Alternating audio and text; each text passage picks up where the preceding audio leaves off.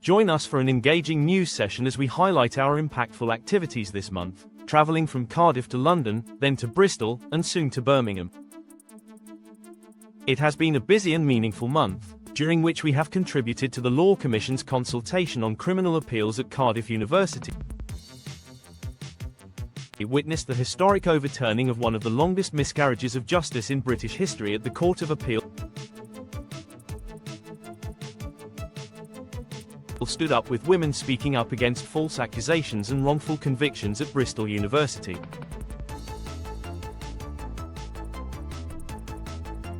We will also provide insights from a recent debate in the House of Lords regarding the Criminal Cases Review Commission, and look forward to our upcoming event outside the CCRC offices in Birmingham, where we will continue to call for accountability and reform.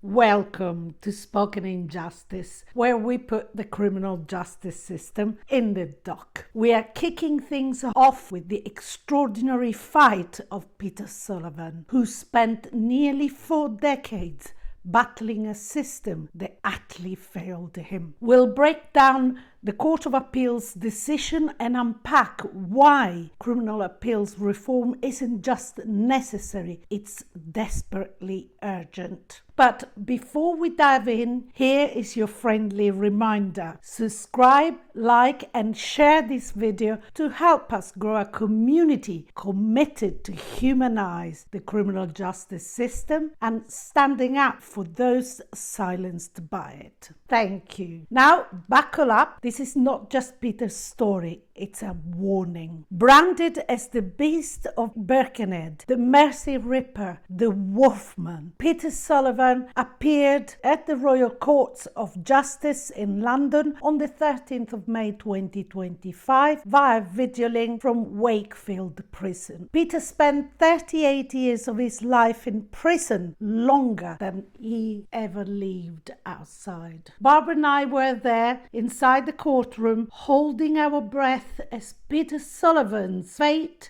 hung in the balance. We were told by Peter Sullivan's siblings, Kim, Dave and Mark, that the day in fact marked exactly 30 years since Peter Sullivan's father passed away. A poignant coincidence? Perhaps even a symbolic one. With brand new DNA evidence on the table, we walked in hoping the Court of Appeal might finally acknowledge what had gone so terribly wrong.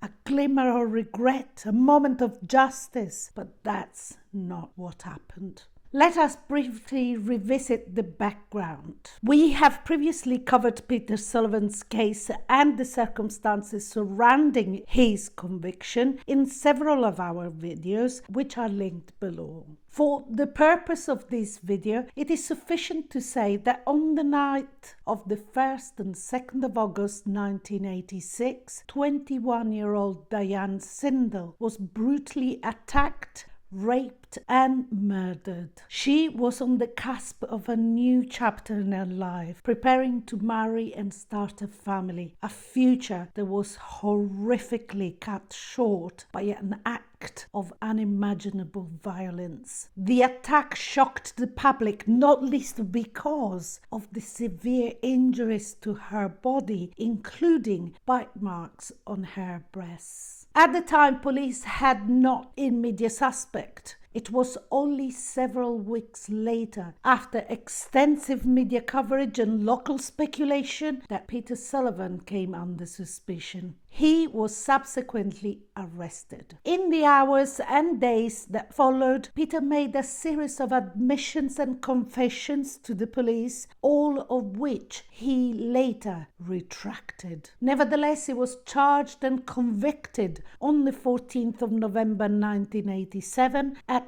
Liverpool Crown Court. The prosecution's case was entirely circumstantial and relied, among other things, on expert bite mark analysis, whereupon an oral pathologist and a forensic odontologist testified. The latter claimed forcefully that Peter Sullivan was responsible for the bite marks found on the victim. Throughout the trial, Peter maintained his innocence. He gave evidence in his own defense and continued to assert his innocence after conviction. Despite this, his barrister at the time advised there were no viable grounds for appeal. In 2008, Peter submitted an application to the CCRC requesting that forensic tests be carried out. However, the Forensic Science Service, the FSS, informed the CCRC that further testing was highly unlikely to produce any useful DNA results, and his application was refused.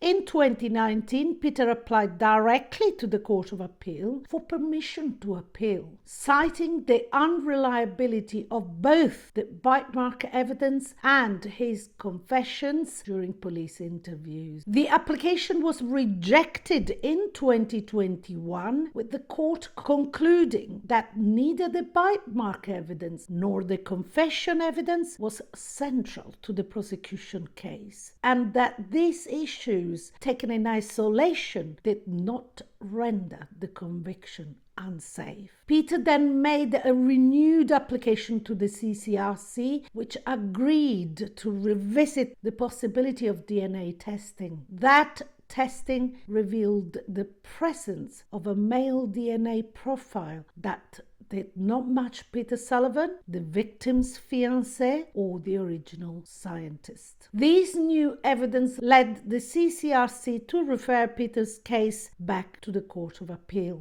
The matter was heard on the 13th of May, and the appeal was argued on 3 grounds. Ground 1, new DNA evidence. These consisted of reports from forensic scientists Mr. MacDonald and Miss Alexander, establishing that the semen recovered from Diane Sindle's body contained DNA from an unidentified male. There was no doubt that this semen came from the assailant. On this basis alone, it was submitted. The conviction was unsafe. Ground 2, bite mark evidence. The second ground relied on a new report from Professor Pretty, who challenged the reliability of bite mark evidence and referenced the position of the British Association of Forensic Odontology, which no longer supports the use of bite marks for positive identification of suspects. Professor Pretty noted that contrary to the earlier Court of Appeal view, this evidence had in fact been central to the prosecution's case. A contemporaneous newspaper article was cited in which prosecuting counsel was reported as placing considerable weight on the bite mark evidence. Ground 3, confession evidence. The third ground introduced a new psychiatric report by Dr. Shepherd, who concluded that Peter Sullivan was a highly suggestible and vulnerable individual, prone to acquiescence and to engage in make-believe. Dr. Shepherd described how such characteristics, in the context of coercive interview techniques, could produce false confessions. He noted that Peter's first significant admissions were made across 4 interviews conducted in a single day, off tape, without legal representative, and in the presence of only 2 officers. Mr. Peter Casey, appearing for Peter, argued that this new evidence rendered Peter's confessions so unreliable that they should either have been excluded or, if admitted, their weight severely undermined. Mr. Peter Casey urged the court to admit all 3 grounds and allow the appeal, emphasizing that ground 1, the DNA evidence, should be viewed in conjunction with the other grounds, which further undermined the safety of the conviction. Mr. Atkinson KC for the Crown did not dispute that the DNA evidence rendered the conviction unsafe. He confirmed that the Crown would not seek a retrial if the appeal were allowed. However, he argued that the other two grounds should be rejected for reasons similar to those outlined in the 2021 appeal, namely that neither the bite mark nor the confession evidence was decisive and should be considered within the broader context of other circumstantial material. The court accepted that the DNA evidence met the criteria under Section 23 of the Criminal Appeal Act 1968 for admission as fresh evidence. The court said the semen could not be explained as a result of consensual activity, nor was there any suggestion that more than one perpetrator was involved in the attack. In the face of this evidence, the conviction could not be regarded as safe. However, the court rejected the new bite mark and psychological evidence. While acknowledging that bite mark analysis is no longer used to positively identify suspects, the court concluded that the fresh evidence did not sufficiently undermine the circumstantial context in which it had been presented. In other words, it claimed that the prosecution did not rely on the bite mark analysis to identify Peter as the suspect, but rather presented it as one circumstantial element within a wider evidentiary framework. Similarly, Dr. Shepherd's report was viewed as of limited probative value, particularly as much of it addressed the conduct of the police interviews, a matter previously examined by the court in 2021, and only marginally expanded upon the psychological issues raised then. For those reasons, we decline to receive as fresh evidence the statements of Professor Pretty and Professor Shepherd, and we reject grounds 2 and 3. However, we receive as fresh evidence the statements of Miss Alexander and Mr. MacDonald. In the light of that fresh evidence, we allow the appeal on ground 1. We quash the conviction. As we have noted, the respondent very properly does not seek a retrial. The appellant must therefore be released from custody. At the moment the judgment was delivered, audible gasps filled the courtroom from close relatives, while Peter Sullivan buried his head in his arms and broke down in a silent, heart-wrenching cry. Outside the court, Sarah Myatt, Peter Sullivan's solicitor, read a statement on his behalf. The full statement is available in a dedicated video linked below. Perhaps the most poignant line was, "As God is my witness, it is said, the truth shall set you free. It is unfortunate that it does not give a time scale. As we advance towards resolving the wrongs done to me, I am not angry, I am not bitter, I am simply anxious to return to my loved ones and family, as I've got to make the most of what is left of the existence I am granted in this world." Peter was called so many different names, and that all needs to be squashed now, because Peter was never anything of what was being called in the first place. So, thank you very much. Tell us your name. My name's Kim. That's the sister. "The truth shall set you free. It is unfortunate that it does not give a time scale." As we reflect on this extraordinary case, we cannot ignore that Peter Sullivan's release is a sobering reminder of the deep-rooted flaws within our criminal justice system. A system too often inclined to rush to judgment, bypassing essential safeguards intended to guarantee fair trials. Despite repeated efforts by both the Crown and the Court of Appeal to frame Peter's conviction as grounded in robust circumstantial evidence, we remain firmly of the view that his conviction rested on highly questionable foundations. These included discredited forensic techniques such as bite mark analysis and retracted admissions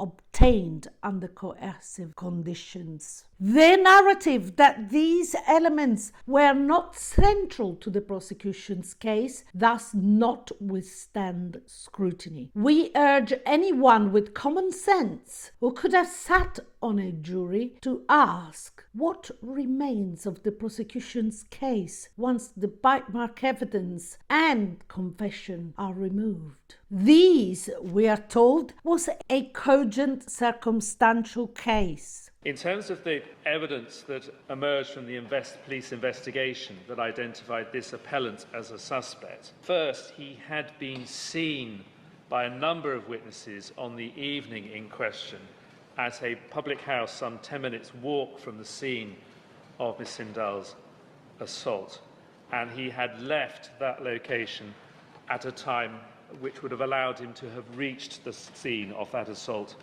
by the time it took place. Yet hundreds of others were likely in the vicinity at the time and left at the same time. In relation to the evidence disposed of on Bidston Hill, 2 witnesses identified him, at least by description, as having been at that location. Despite this, Sullivan was not identified in the identity parade. The investigation, there was also material provided to the police by the appellant's partner that was implicating of him. That was no longer available by the time of his trial, but did feature at the time of the investigation.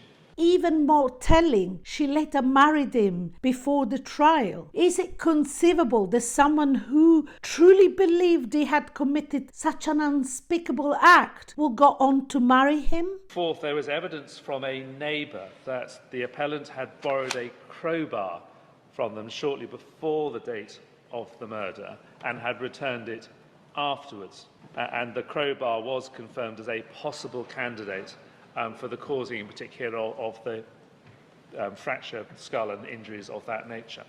Was the crowbar ever forensically linked to the crime? Fifth, there was a degree of fibre evidence. It was of limited value, but it did identify that brown fibres that were found at the scene could have originated from a garment that was also linked to fibres found at the appellant's address. And so there was that limited further fibre evidence. The prosecution themselves admitted this was of limited evidential value. It was noted, sixthly, that Mr. Sullivan had left the area and gone to London between the murder and his identification as a suspect. And so, before one approaches the grounds now, it is right to note that there was at the outset a cogent circumstantial case against this appellant, excluding those matters that are now the subject of the appeal and leaving, of course, to one side the DNA evidence that has now emerged, which was not available at the time of his trial. Sullivan's confession, later retracted, was secured through deceptive and coercive police tactics. These appeared motivated more by a desire to secure a conviction than to uncover the truth. Despite credible doubts and a growing understanding of how vulnerable individuals like Peter may be prone to false confessions, his explanations were dismissed and the psychological complexities ignored. That these issues may have been raised at trial is immaterial if their significance in undermining the verdict was not truly appreciated. They should have been revisited. His long struggle for justice was further obstructed by institutional reluctance to revisit potential miscarriages of justice. His 2008 application to the CCRC was rejected, while the Court of Appeal later remarked that this was appropriate under the circumstances. We respectfully disagree. Opportunities were missed.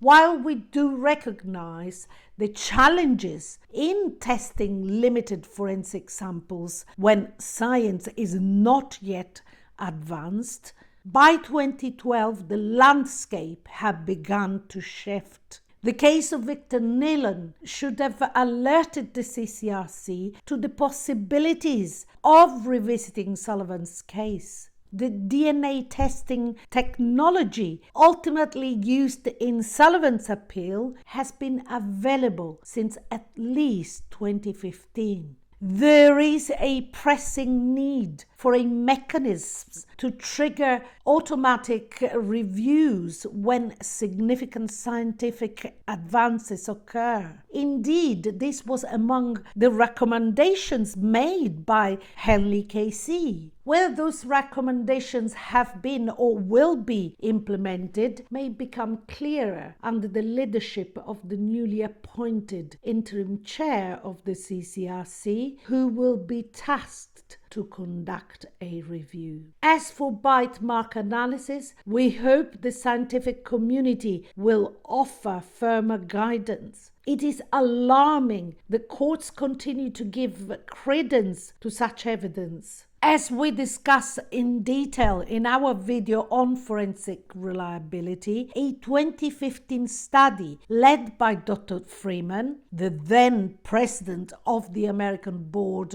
of Forensic Odontology, found that certified dentists often could not even agree where marks were bite marks in the first place. We cannot allow anyone's liberty to rest on such unscientific and subjective methods. By dismissing the fresh evidence concerning the unreliability of both the confession and the bite mark analysis, the Court of Appeal arguably stepped beyond its remit and into the domain of the jury. Jury deliberations are private. We cannot know the weight they placed on the confession and forensic testimony.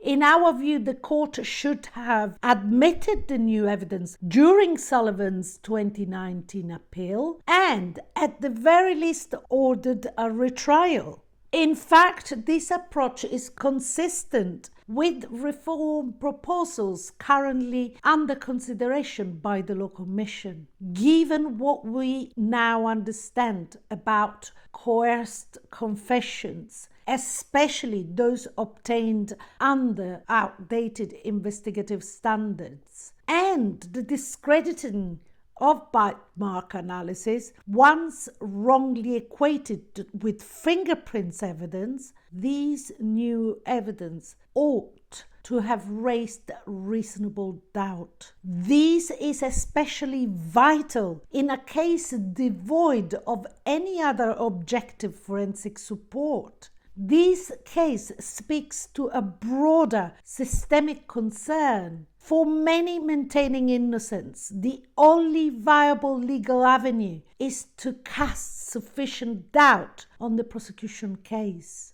Our justice system acknowledges the difficulty of proving a negative, of proving one did not commit a crime. That's why the burden of proof lies with the prosecution, and why a conviction must rest on proof beyond reasonable doubt, especially where the case relies solely on circumstantial evidence. By rejecting Sullivan's 2021 appeal and reaffirming that its original conclusions were sound, the court has sent a disturbing message that doubt alone is not enough to overturn a conviction. One must practically prove innocence. Without the emergence of definitive DNA evidence, Peter Sullivan would still be in prison today, despite the serious and unresolved concerns surrounding his confession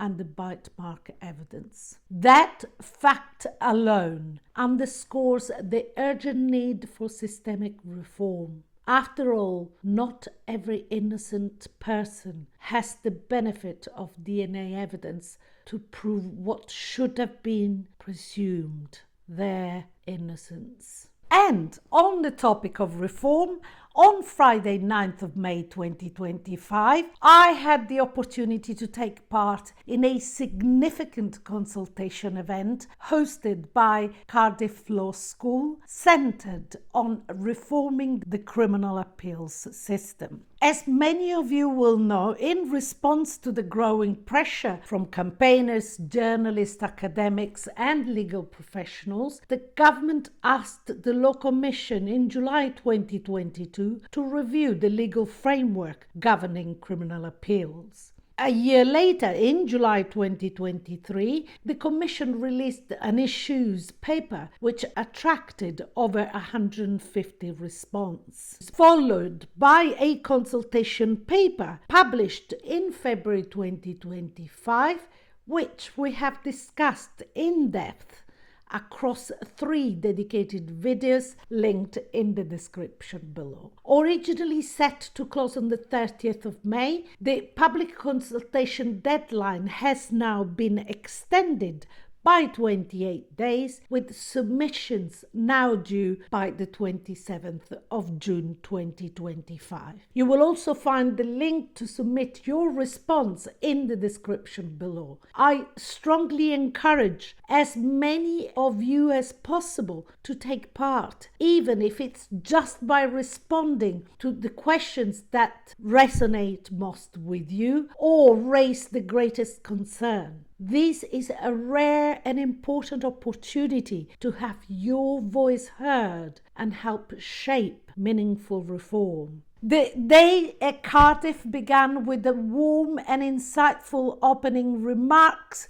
from Dr. Dennis Eady, whose experience and passion helped set the tone for what was to come. We were split into 4 breakout groups, each tasked with delving into key areas of the consultation paper. Before we dispersed, Professor Penny Lewis, Law Commissioner for Criminal Law, offered context on the consultation's background and objectives. In the breakout sessions, we tackled some of the most pressing and complex issues raised by the paper, focusing on the Court of Appeal, the Criminal Cases Review Commission, the retention of evidence, and the controversial substantial injustice test.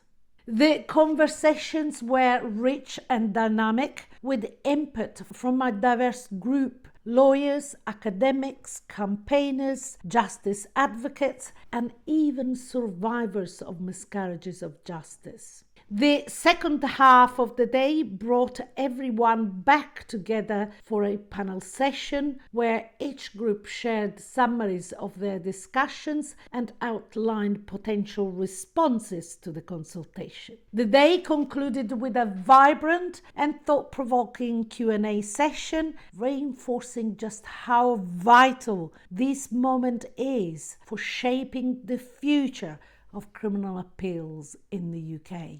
Next, on Justice in Action, we turn to an event that's been making waves. On the 17th of May 2025, as many of you know, we took part in the Empowering the Innocent conference, hosted and organised by Dr. Michael Norton of Bristol University. Dr. Norton was the founder and director of the UK's first Innocence project, dedicated to investigating alleged wrongful convictions. He also established the Innocence Network UK, the In UK, through which he helped launch and support a national network of 36 innocence projects across the country, including one within a corporate law firm, a global first. Sadly, In UK ceased operations in 2015. For those interested, I highly recommend an insightful recent article in The Guardian by Francisco Garcia, which explores the rise and fall of the In UK and offers powerful reflections on its impact. But back to the conference, the theme this year was Women on False Allegations and Wrongful Convictions. I was honoured to be one of 10 women speakers, each with a unique background, yet all united in our fight against injustice. Our collective voice resonated, and special thanks go to the brilliant Sonia Polton for highlighting the significance of the event and for sharing a clip of my speech. I want to talk about another injustice, or kind of like a conference about an injustice. Last Saturday at the University of Bristol was the Empowering the Innocent conference, organised by Dr. Michael Norton alongside writer Sean Parker. And both these men have been on Wake Up before. In fact, Michael Norton has been on with us a few times talking about miscarriages of justice. He's devoted 25 years more now, I don't doubt, to exploring miscarriages of justice, wrongful convictions of people, and imprisonment of innocent victims. And they had a conference last week, and there was an array of speakers. These included Anne Doherty. She's a legal professional from Spoken Injustice, and I'm going to play a brief clip of Anne.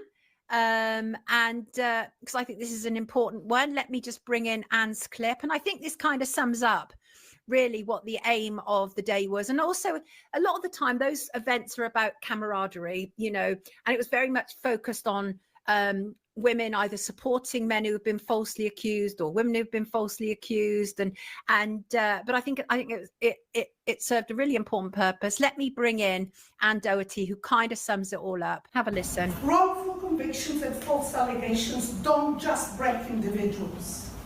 They fracture families, destroy trust, and shake our collective belief in fairness, truth, and justice. Some of us in this room have lived that nightmare. Others have stood by those who did. But I believe we're here today because we think silence is no longer an option. Today is about speaking up. And she's absolutely right. Today is about speaking up. This is the second Empowering the Innocence conference. And given what they are planning to do in prison reforms, this is needed now more than ever. We have covered the conference in greater detail in this video linked below. I encourage you to check it out.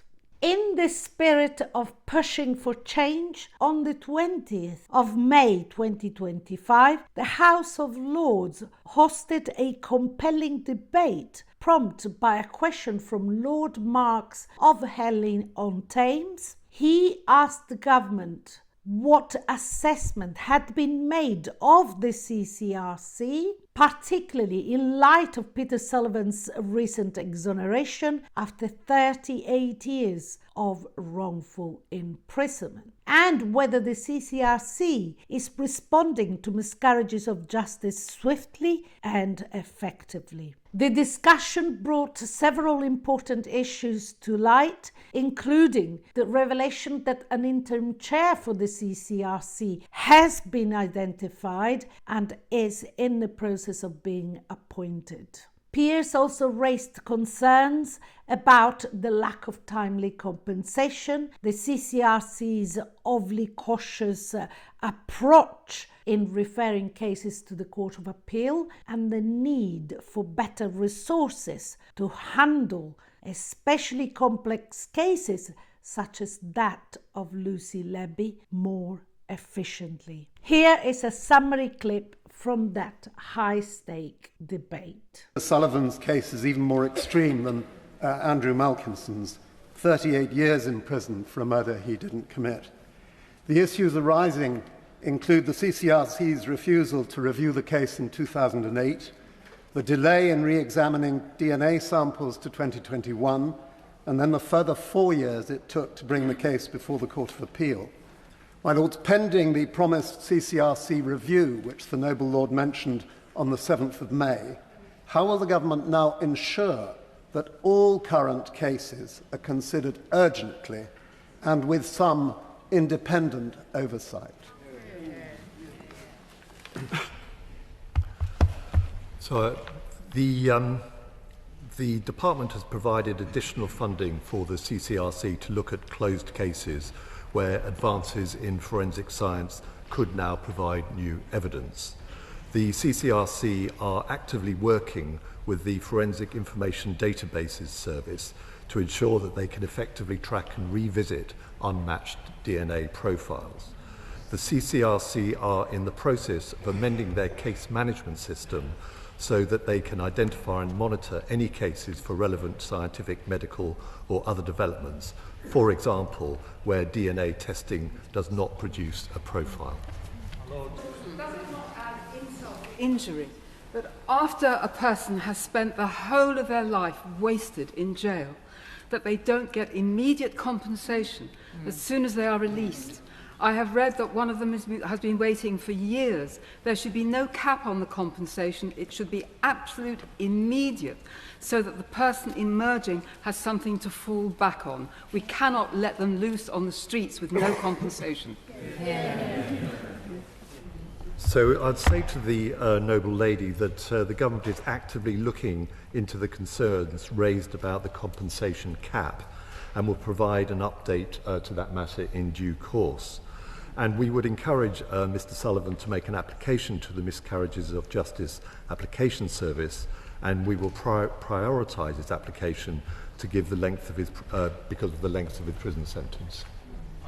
It's become apparent that Mr. Chris Henley, KC, who wrote a review of the CCRC in relation to the Malkinson case, it's become apparent that he thinks that the Chief Executive gave inaccurate evidence to the House of Commons Select Committee.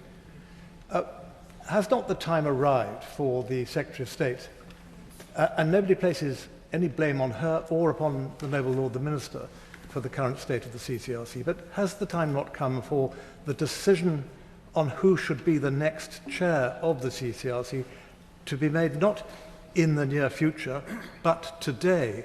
It's unravelling quickly, and there will be more Malkinsons, there will be more cases of that hideous nature, unless the government really grabs hold of this thing and takes charge. So the noble and learned Lord did indeed raise these points a couple of weeks ago, and since then we have had the letters in the Sunday Times about the appearance of the Chief Executive in front of the Justice Select Committee. I'm not going to comment on that because the CCRC is an independent body. But what I would say is that the CCRC has already begun to implement a number of the Henley recommendations, and we of course intend to go further on that.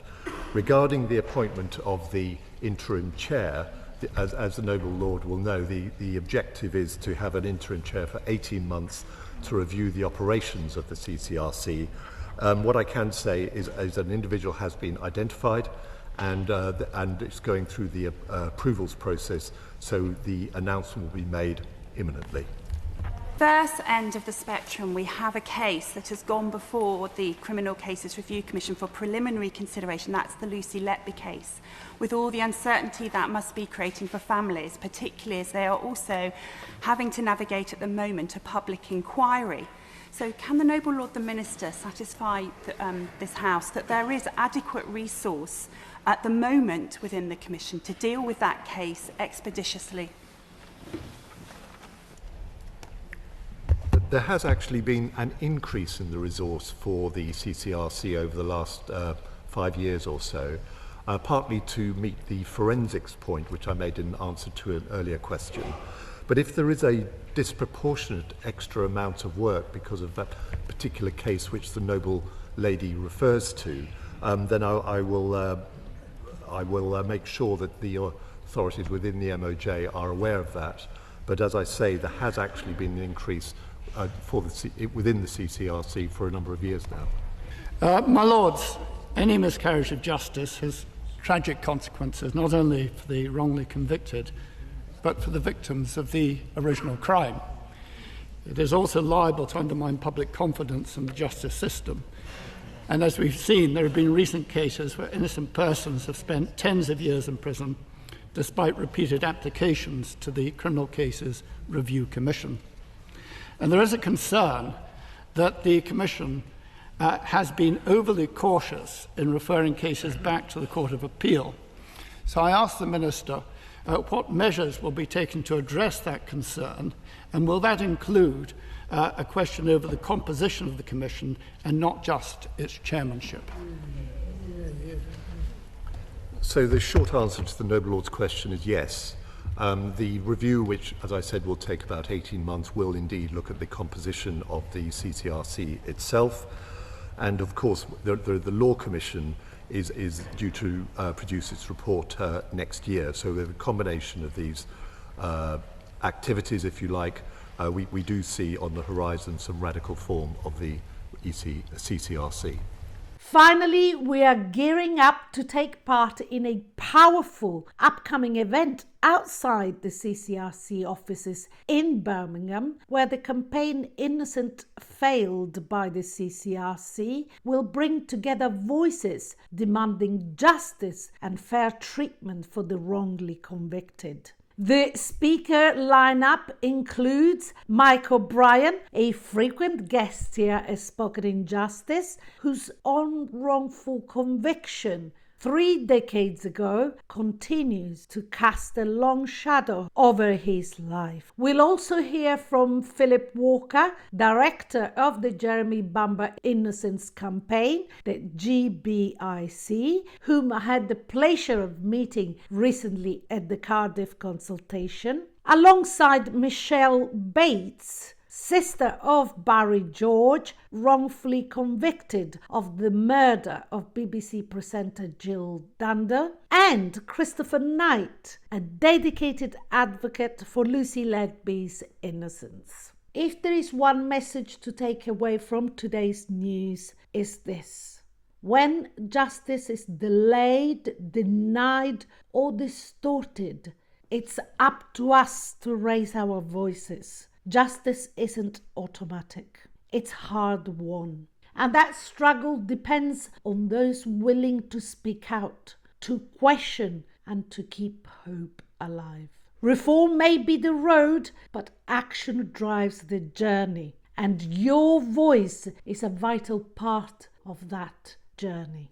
As always, I welcome your thoughts in the comments below. Don't forget to like, share and subscribe, and join us next time as we continue to sit and rise in this unique trial.